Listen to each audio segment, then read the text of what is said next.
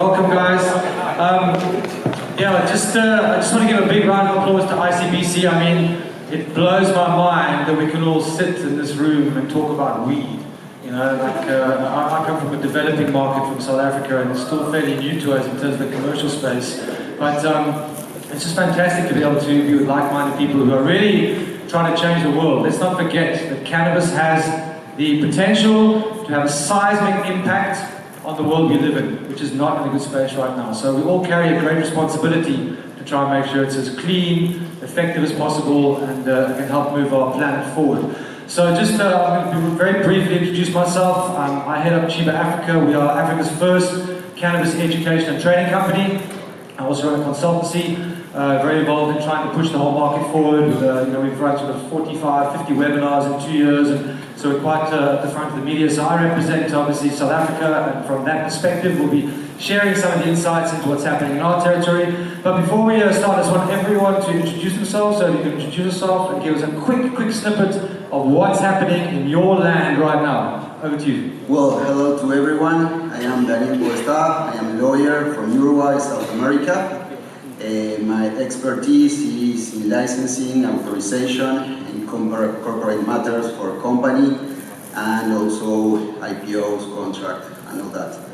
I have also collaborated with the government, my government, in drafting some regulations. So I'm here to speak about Uruguay and the South American market. Cool. Elizabeth, over to you. Yeah, hi, I'm Elizabeth Faenza. I'm from Australia.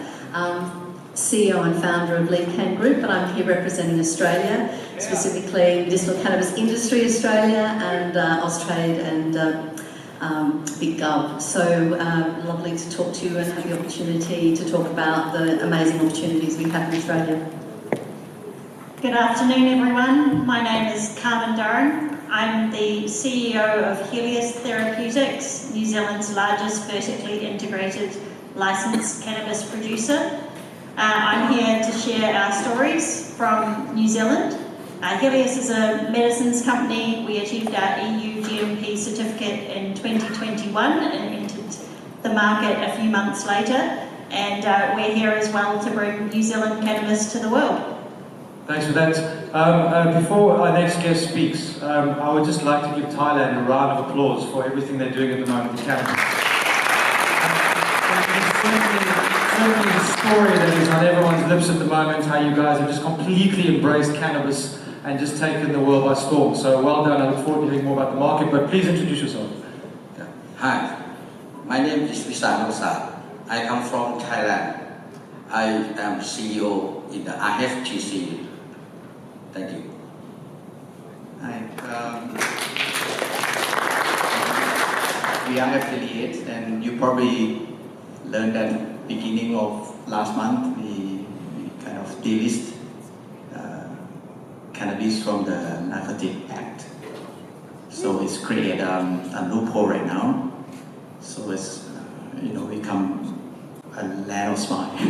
So now people can do whatever they want about cannabis right now. But we are working on the new act. It's under draft period. He is one of the members of the committee. So within 30 days from now, I think there'll be a new act to control the cannabis. Right. Thanks, Joe. It's fantastic how you guys embrace this. I want to just get a quick snapshot of how everybody's territory works. One of the things when I first got asked to facilitate this panel on developing cannabis industries, I was expecting it to be the Uruguays and the Thailands and the Mexicos. Unfortunately, Ralph could not make the session from Mexico, which is unfortunate. But I kind of perceived it to be all the developing economies, not putting the two together that you're from developed economies, but still developing cannabis industries. So just quickly from a South African perspective, at the moment, you can grow medical cannabis for export. We have a very, very small local patient market that's developing through what's called a Section 21. And then from 2018, you're allowed to grow and cultivate cannabis for personal consumption. We also have a cannabis club model. But our legislation is a bit all over the place, and we're kind of trying to figure it out as we go along. But from a commercial perspective, for those of you who don't know, South Africa has a very deep pedigree with growing cannabis. We've been growing it for hundreds of years. We're one of the biggest exporters already of cannabis, very similar to Mexico. We've been exporting illegally into Europe, just the same as South America has been importing into North America. And there's a lot of conversations around South America becoming the sort of official breadbasket of cannabis into North America, and likewise Africa into Europe, just because of our growing conditions and a whole number of other things we've unpacked. So that's kind of the status in our country at the moment. We are here for business. If anyone wants to buy any weed, come and speak to me. But I want to just get a bit of understanding of where the legal framework is in Uruguay at the moment, because you guys obviously were right at the front of opening legislation up. But what's the current status? Of course, thanks, Trenton. Let's see, Uruguay was the first country worldwide to legalize the cannabis for all areas. When I say all areas, it's recreational, medicinal, and hemp. Legalizing the cannabis for recreational purposes for Uruguay, for being a small country between Argentina and Brazil, with just 3.5 million population. It was very difficult, yes, and it was very courage in that moment from the government. We were called pirates from the International Control Board. It's an interesting story. But Uruguay moved forward and has developed 3 ways of access to recreational cannabis that are very democratic, because you have the self-cultivators, you have the clubs, and you also can purchase in the pharmacies. Yes, so you have the whole spectrum of possibilities for you to access to cannabis. Also, you can grow cannabis for medicinal purposes, where there you can make THC with high-level flowers. Of course, if you want to export, you have to be certified with UGMB and all that. You can make extracts, pharmaceutical products, and there is also a hemp market, yes, and production. Of course, as a little country, all the companies have the aim to export. So all the companies are focused in export. So exporting to Europe, US, but also South America, because South America, it's 440 million people in South America, and Uruguay is a hub. Yes, it's between Argentina and Brazil, and gives companies a lot of possibilities for that. It's very progressive that you've managed to cover all the models, so that you've got this adult use market as well. Thanks for sharing. Talk about Australia. We're hearing lots of good things. I mean, I heard there were 200,000 patients a few weeks ago, and now you said there's almost 300,000 patients. So you guys are moving very fast at the moment. Yeah, thanks, Trenton. So it's the number of scripts. So the statistics that we're getting from the Therapeutic Goods Administration and the Office of Drug Control around the number of scripts that have been written to date, or authorisations. And while we've had a bit of a movement from people on special access moving across to authorised prescriber in recent months, as that became easier, so more GPs under authorised prescriber prescribing, the total number of scripts is heading towards 300,000. Now, Australia had a very slow start from 2016 when medicinal was legalised. It really was only towards the end of 2019 that we started to see a real change in prescription patterns and authorisations being approved.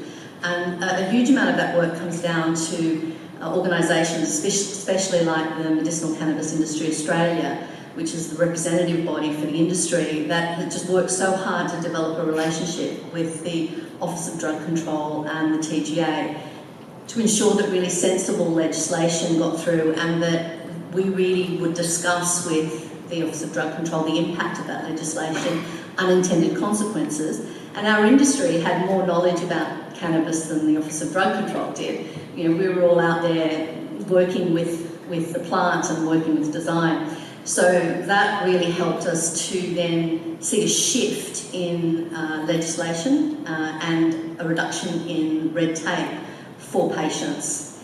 And so from really late 2019, we've seen a continual acceleration of prescription, much more ease of getting products for patients, much greater volumes of product, and therefore the prices come down. And this is the thing that I think many other jurisdictions can learn from. Australia is, 25 million people. We're not a massive population, a really big country. But what we've been able to do by having a steady, consistent and evolving evidence-based regime, we've enabled the price to come down, more people to get access. Now, it's not perfect, we've got a long way to go, but I spend a lot of time in Europe now, and when I see the struggles that are happening in the UK, where there's sort of nonsensical application of legislation compared to what we've been doing in Australia, I'm actually super proud of our country. And I think the other thing that's been useful is that we've aimed to establish a strong industry that can produce high quality GMP product because that's the standard required, and therefore we can export that high quality product. We're now getting the volumes and the scale to make the product cheaper, and we're also then investing in research, and that's really important. So Australia has a very good research environment. We have fantastic opportunities through R&D credits and refunds, so it's actual cash in your hand as a company. That money you've put into research, you get a large chunk of that back, which you can then reinvest into research. So we have a lot of clinical trials. That's what doctors are requiring, and I think that's the strength of our environment. And then there's industrial hemp, which doesn't have any access to licensing for CBD. CBD is strictly within medicinal. It sounds like you've advanced really quickly. I'm interested to know more about the local market versus export. We'll get to that in a second. Tell us about your land. What's happening that side? Yeah, so in New Zealand, the medicinal cannabis scheme came in April of 2020 with a 18-month transition period for importers and local producers to be able to meet the requirements. So for producers in New Zealand, you need to meet the GMP requirements. Our GMP certificates are mutually recognised as EU GMP. You also need to hold a medicinal cannabis licence as well for the steps in the process where you're producing or doing that research. New Zealand is a small country. We have 5 million people. Our patient population is growing quickly. So we've seen a patient population of 30,000 and growing to 50,000 in the coming year. So we're seeing month on month 6% growth in patient numbers. So it's small.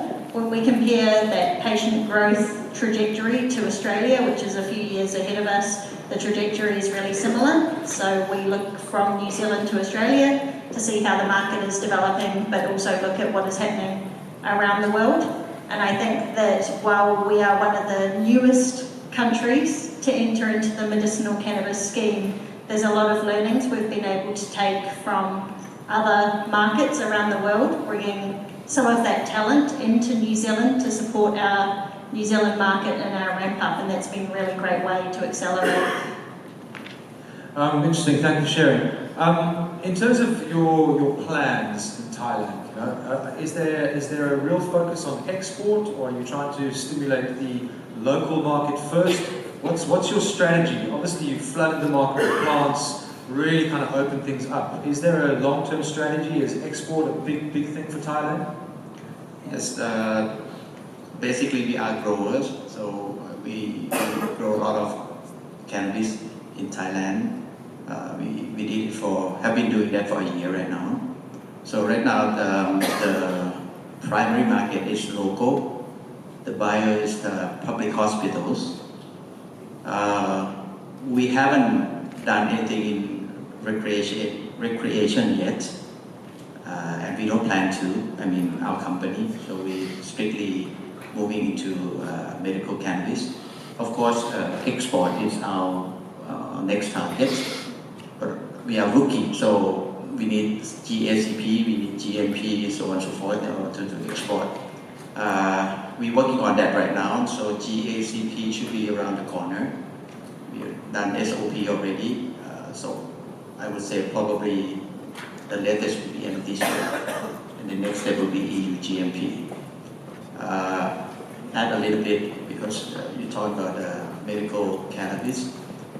We in Thailand, we have one department for, that government has for a long time. They use herbs as a medicine. So now cannabis is one of the new member of the kind of herbs. We have a significant amount of doctors who use or utilize those medicine. Number of cannabis patients is low, still very low. I think a few thousand only, but hopefully that will go up. In terms of your export market, so from an African perspective, we're focused on Europe, and South America is very much about the northern part of the hemisphere. Do you guys have a specific region that you're focused on trying to export your cannabis into? Have you got a particular place that you've got in mind? Obviously Europe, yes, because it's a growing market. Our advantage will be our cost. I presented yesterday in the investor group. I think our operation cost is about 5 US cents per gram dry flower. So that's very low. This is indoor. Okay? The main reason because of the reliance on the equator. So a lot of advantages like temperature, like sunlight. Our daily sunlight is about 9 hours. So you're talking about 12 is just 3 hours different, something like that. So we move into target of Europe. I don't think we can export to US right now. So European market will be our first goal. Yeah, I heard yesterday you said that one of your USPs is you have lots of sunshine and cheap labor, and I was like, that's the same thing we say. Yes. So I think so. There's obviously a competitive space that we need to, and I want to talk about USPs across each territory in a second. Elizabeth, just give me some insight into. Is Australia open for? I know we are from a South African perspective already exporting into Australia, but then you mentioned before we came on stage that there's been a big import market, but now as the local market is coming online, there seems to be a balance. Do you think that eventually Australia will have the capacity to create all their own medicinal cannabis, or is there still a market for developing countries? So looking at the licenses and the production capacity, then yes, over time, if all of the licensed square meterage gets built out, then Australia absolutely would have the ability to produce all of its own domestic cannabis and also export. So just to note, a lot of people don't realise, but Australia is the largest exporter into the UK and into Germany, so large amounts of medicinal cannabis come from Australia. And it's because it's GMP. It's ready to go. The certification process is the same, the standards are the same, they're recognised. We don't have to have German inspectors come out to Australia because they trust the inspectors that we have in Australia already. So that's a real advantage, and we're seeing a lot of diversification into dose forms because there's so much research. One of the ways that companies, because in Australia you can't advertise your medicinal cannabis to patients, the differentiation is coming through unique dose forms. Rather than kind of branding and look and feel.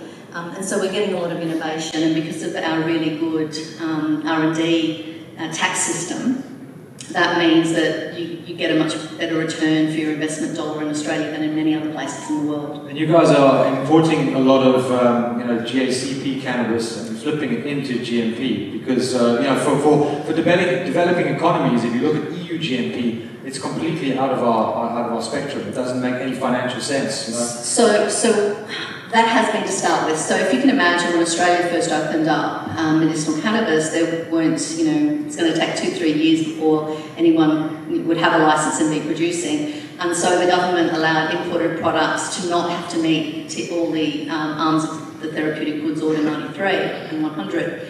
And so you had products that were being made under GPP or GACP in other parts of the world that were coming in to meet that unmet need. But we're getting close to a position now where that's not necessary. And so the federal government announced a couple of months ago that from July 2023, all products entering Australia must meet the same standard as products made in Australia. So there'll be no more of this slipping product in that is made at a lower standard and then upgrading it in Australia or packaging it or whatever to make it GMP. And that's really important because one of the things that Australia sets itself apart, not just in cannabis, but if we talk about food or we talk about other medications, It's that, ability to have very high quality, trusted products. So when other food products and medicines go into Asia or Europe coming from Australia, they're well regarded. And what we don't want to be seen as a place where you could repackage things to make them look GMP and get them out into another marketplace. That's a shame. We were quite enjoying our relationship with you. So I'm so sorry. But fair enough, what it means is developing economies that are trying to get flour or whatever it is out need to just up our game. In terms of do you have a specific target region that you're trying to push your cannabis into, and how is that going? Well, Uruguay actually is exporting. It's exporting to Germany, Portugal, Israel, and in hemp also it's exporting to Switzerland and started this year exporting to Ecuador. So mainly Uruguay is focused as a country with just 3.5 million, is focused in export and has a very qualified workforce and has companies with certification and it has done all the homework, yes, to have a good product. But the aim of all companies is export. Do you think, there have been talks in certain regions of quotas being set, because obviously to some degree, as countries we protect ourselves, there's no way you're ever going to export into Canada right now. They've got like tons of stuff sitting around. So do you think that we're going to have to, as developing countries, we're going to have to really fight for our place in these developed markets, which obviously are a lot more lucrative than ours? Well, yes, Uruguay historically has been an exporter of commodities, yes, and we are seeing that in this case it's happening more or less the same. It's exporting raw materials and will be importing finished product. Yes, also has developed pharmaceutical products. Yes, but in that way we see that Uruguay will move for exporting raw material, flowers, and all of that for the countries. We have potential to fight with the big ones, yes, because I was saying that we were the first one, so we have learned a lot in the way, yes, and we see some countries that are going back and forward, yes, with its regulation, and Uruguay has really made the homework very well in that, in my opinion.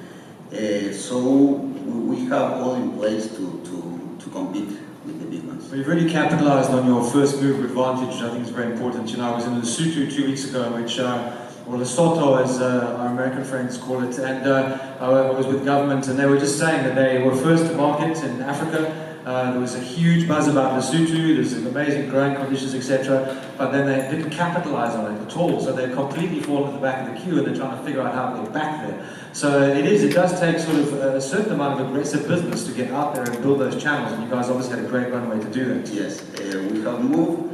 Of course, the companies want to move faster, yes, but the regulation and the market has moved, maybe not as fast as that the companies expected, but safety, that is very important. Thank you. Carmen, is there a market for other countries to be shipping product into New Zealand, or are you going to get it all from Australia? So in New Zealand we do have some imported products at the moment. Those imported products actually are much more expensive than the locally produced products. So prices... Is that by design? I couldn't possibly comment. We'll take that as a yes. No, so one of the Helios goals when we entered market was to improve access and affordability, and we've been able to do that compared to the imported products, which we're really proud of for our patients. But yeah, there is an opportunity to import into New Zealand. Our standards are relatively high from those that have been trying to import products already. Products that are being accepted in Australia or in Germany haven't been accepted yet in New Zealand. So it is something to look into and really understand those regulations if you did want to import. Thanks for that. In terms of the Thai market, you guys talk about medicinal and the that's obviously a focus. We all know that it's been completely mind-blowing to have been here. I was at Mary Jane a few days ago, and how this CBD flower market has just completely exploded, with very well-crafted flower, hash.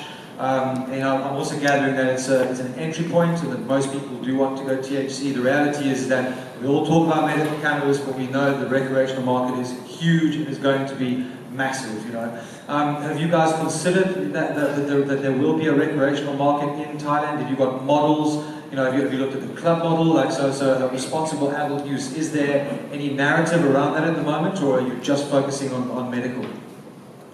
For company, we just focusing on the medical, but for the country, I cannot really give you the perfect answer. But from my opinion right now, it's, this round, this cycle, I don't think the government will allow recreation, from this cycle. So they will probably only approve for the medical cannabis. Again, so that's what I'm explaining to you.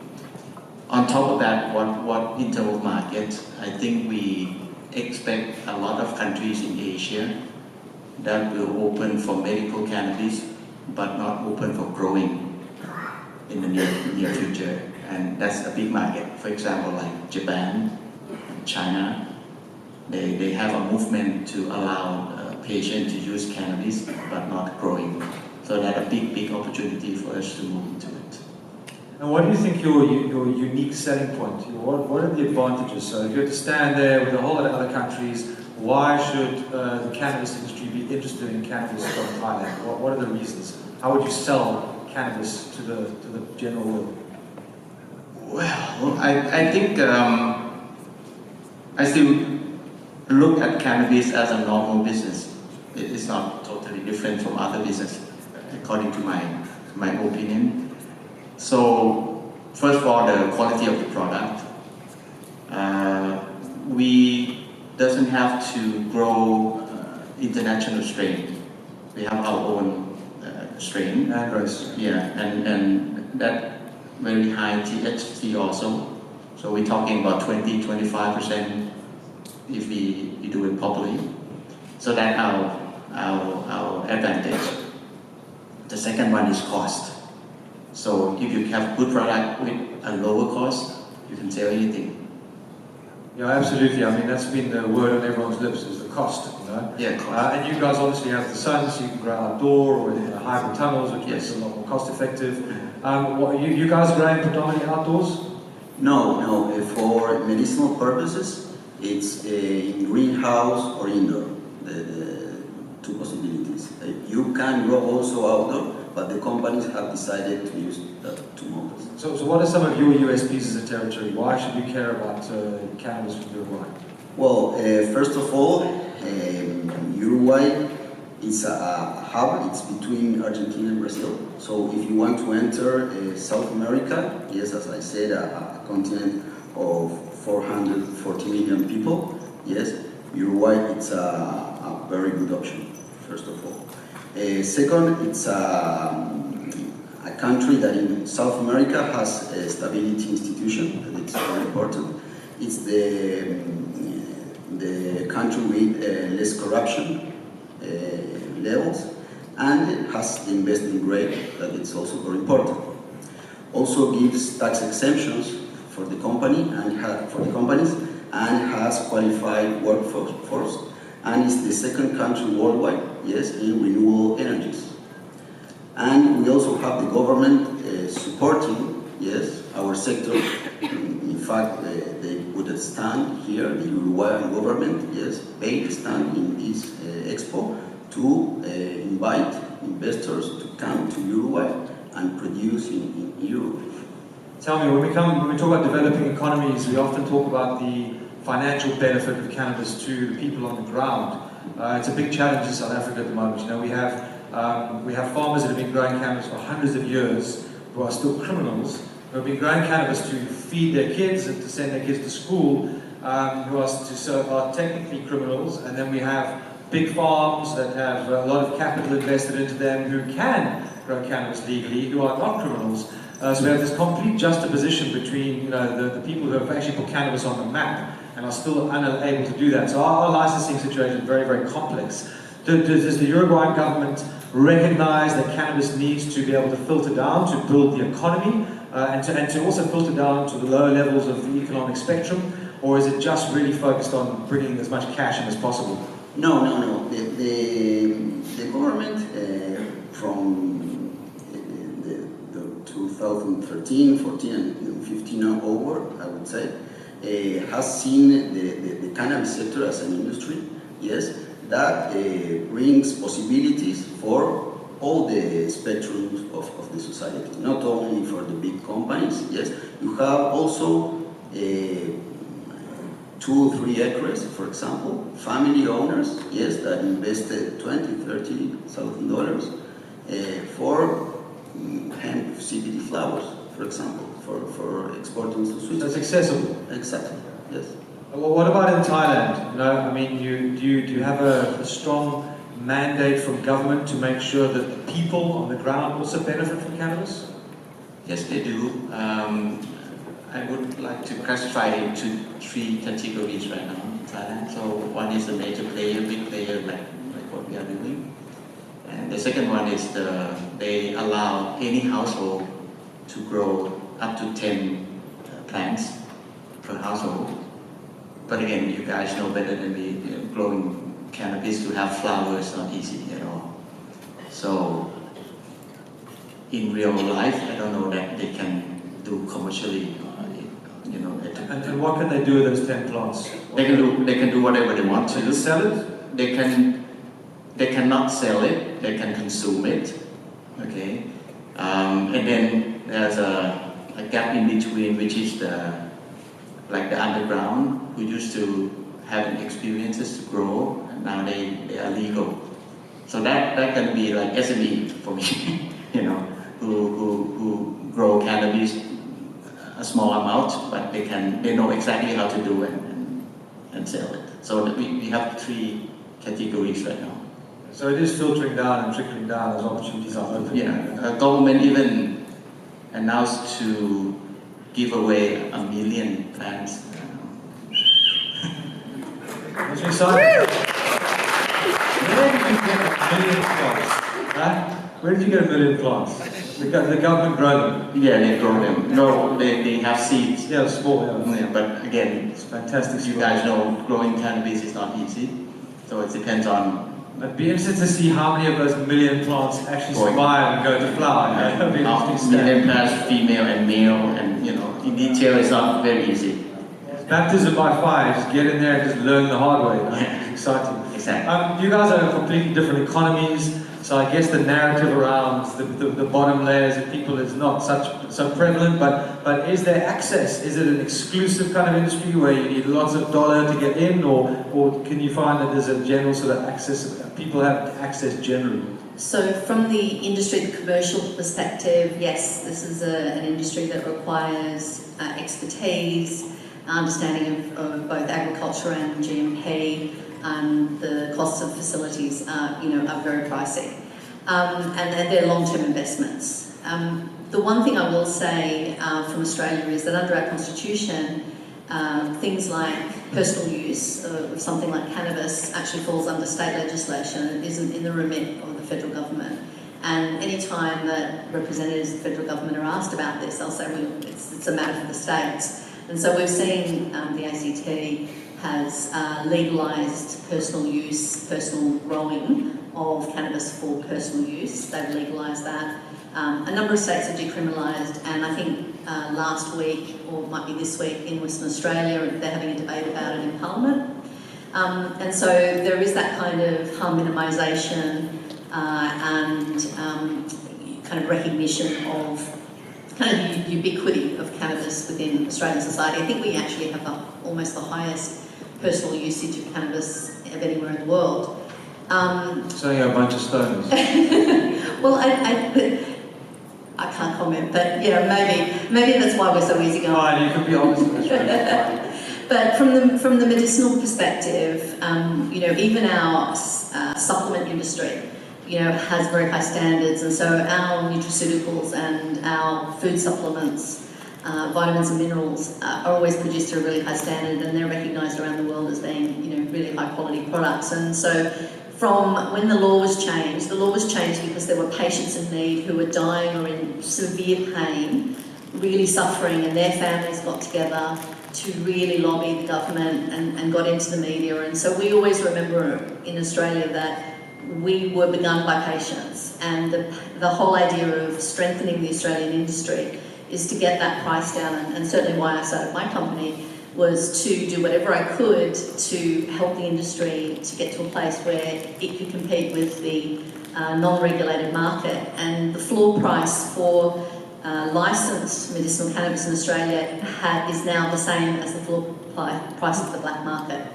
So I think we've done extremely well there. Now there are more expensive products, there's a whole spectrum, but I think we have almost the widest choice of products in medicinal varieties when we don't have a commercial recreational market. So there's a lot of choice for patients, lots of different ways they can take the product.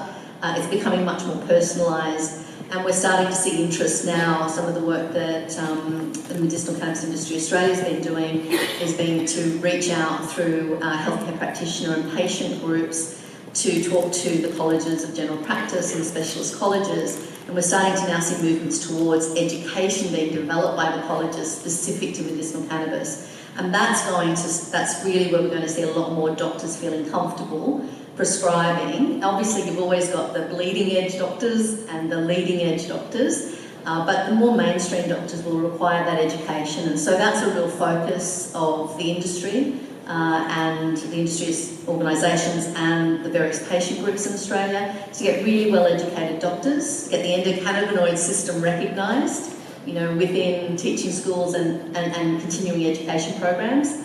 I think that's essential everywhere, but it's part of the evolution as the market matures. And at first Australia was pretty much just all oils and sublingual oils.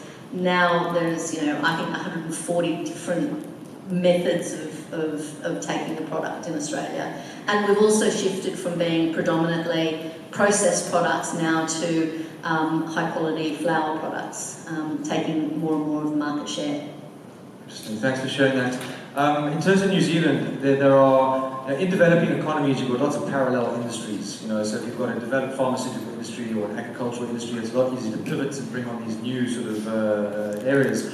How has that been an advantage in New Zealand? Have people capitalised on that as an advantage? Yeah, one thing that's great about New Zealand is that we have a really, really strong horticulture and agriculture background.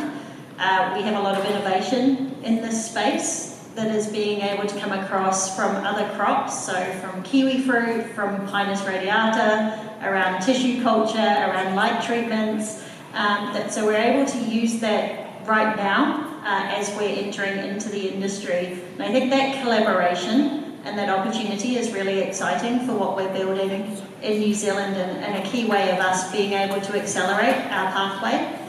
One of the other things that you were speaking about before as well is just that licensing regime and how it filters down through. So we have some of the larger companies like Helios, which are vertically integrated, but there is also over 40 cultivation licenses in New Zealand, and that can range from very large cultivation spaces, like we have a strategic partnership with Puro, who grow on the beautiful Kaikoura coast, to very small boutique cultivators. And we partner at Helios with some of those small boutique cultivators for their biomass, which we then take through our extraction process to get the unique terpene and full spectrum profile. And so I really like the fact that we're able to work with small boutique cultivators, large cultivators. We also have our indoor growing space at the site that we can use for high quality dried flower. So a real range, and a lot of that through the collaboration and the focus on innovation in horticulture. Using existing infrastructures, essentially.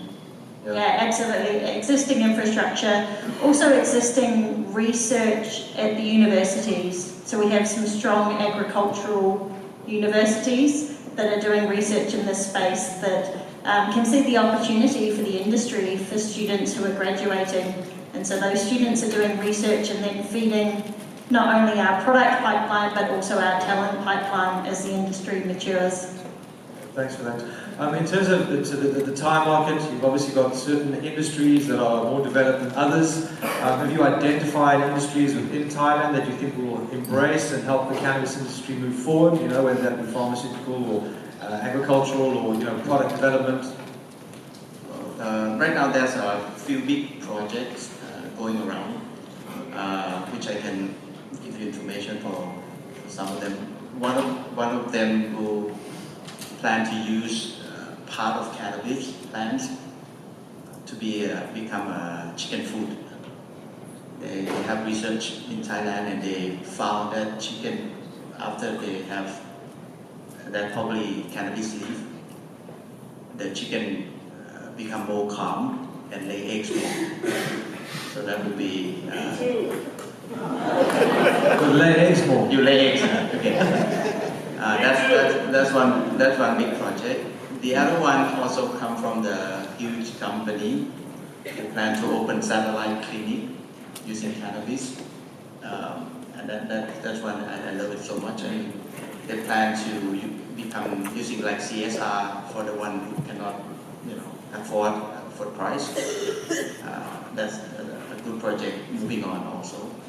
And I think I agree with her that to educate market is very important. Not only in school, but countrywide. Because I almost believe that in every country, when you announce legalize cannabis, there will be pro and con. I mean, against. A lot of people will say no. But if we can educate market and let them realize the benefit of medical cannabis, so educate market is very important. Thanks for that. I just wanted to quickly, I want to take some questions because we're almost out of time. I just wanted to quickly go through the panel. Where is industrial hemp at in your territory? Industrial Hemp Act. Are you growing industrial hemp? Yes. The industrial hemp actually is grown for CBD flowers. Yes, and the market for the grain is under development. There are 2 or 3 big projects under development, but the industry of hemp has developed in the market of the CBD flowers. Australia, any interest in hemp? Yeah, we have a strong industrial hemp sector.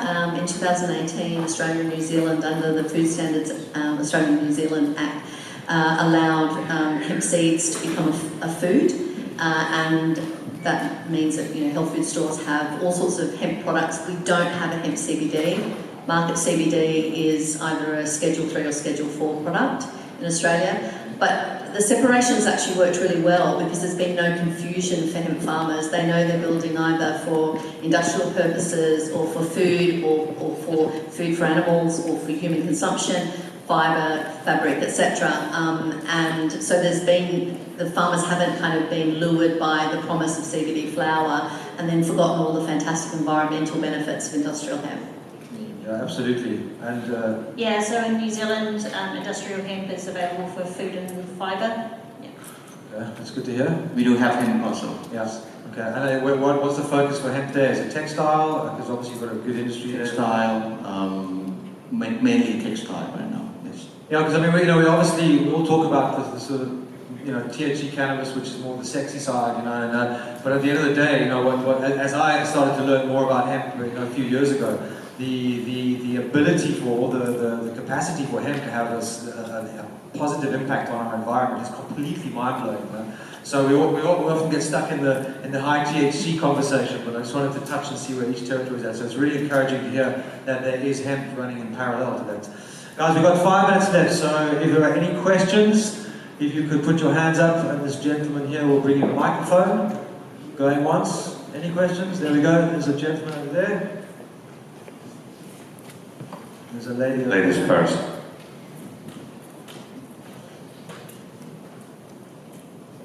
Thank you so much. I'm Dr. Shiksha Gallo, cannabis clinician from South Africa. Well done, Crimson, my brother. And for the panel. So my question is, as an emerging markets, guys, what are your views on regulating the plant? Okay, so we don't regulate poppy and we make morphine that can kill people. we don't regulate tobacco, and the doctors don't tell your patients how many cigarettes to smoke, but we don't regulate that either. I just want to know, as coming into the industry, what are your views on regulating the plant instead of the end products? Are we looking at changing the narrative and looking at things differently? I just want to understand what your views are. Thank you. Do you want to start? Yeah, so in Australia we do regulate the plant. So we do regulate poppy and we do regulate tobacco. So we don't just regulate the end product. So Australia was a big producer of opiates, at least the APIs that went on to become other things. And especially down in places like Tasmania, and so it is a controlled crop. So it's not that there weren't any regulations. The other thing too is that when you look at a poppy, it's not so easy to take that poppy yourself in your kitchen and turn it into a drug, and most people who do die. And so it's quite different to the ubiquity of the uses of the plant growing in the field or growing in someone's backyard. But taking off my Australian hat and looking at, from my international relations background, harm minimisation is really important. And the use of regulation to impoverish and imprison people is a global shame of this period. And we need to do everything we can to remediate that situation, and also to ensure that we don't put people into health poverty. I was born with a really rare disease. My parents sold everything to keep me alive. And so I'm here at 57 years of age when my parents were told at 2 that I was going to die and there was nothing that could be done. And they spent every cent they had, every cent they saved, every cent they could borrow, and took me to Italy to get surgery that saved my life. And then at 12 I had 4 strokes and they were told again. So for me, health poverty is an enormous issue. And it's not, you can't fix that by saying grow your own plant, because families with very ill children can't make the medicine that their children need in most cases, not all cases. They need to trust supply that's high quality, that is consistent, that they can trust, that isn't going to bankrupt them. So that's why I got into this, and I know a lot of the other CEOs in Australia, and they all have similar stories of family members and really compassionate reasons why they got involved. Yeah, thanks for sharing that story. It's very interesting how many people in the cannabis industry who have stories to tell. Ultimately, and what's incredibly important, Prohibition Partners, the recent global report they put out, and we were quite disappointed because Africa got quite a small mention. But one of the things they talked about was the fact that the African markets are purely focused on export. And getting our medicine to other people, but not looking after our own people. And you're quite right. I mean, if you look at the CBD market, it's completely, for our populace, unaffordable. It's a tiny, tiny segment of the population. And I think that is a massive, massive issue. The other thing is about regulating. Where do you regulate in a developed economy? There's an argument to be said that you don't regulate a cultivation, you regulate a processing and distribution. Because we've been trying to stop people growing in their backyards for decades and decades. It never worked. So there's all these models that I think are needed in different countries for different dynamics.